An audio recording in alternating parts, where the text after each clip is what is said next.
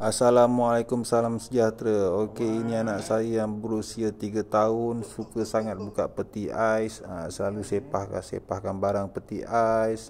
Kadang-kadang dia saja nak buka tu nak rasa sejuk peti ais tu.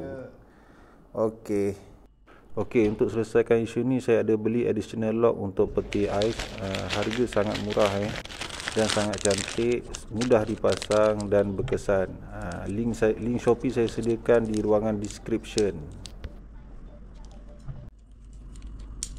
Okey, additional lock ni dia hanya gunakan pelekat double tape, so kena pastikan permukaan peti ais tu bersih dahulu, bersih dan kering. Kalau basah kena tunggu esok tunggu esok baru gam dia kuat lekat. Kalau basah lagi, permukaan basah, gam dia tak berapa nak lekat. So kena pastikan permukaan kering betul-betul.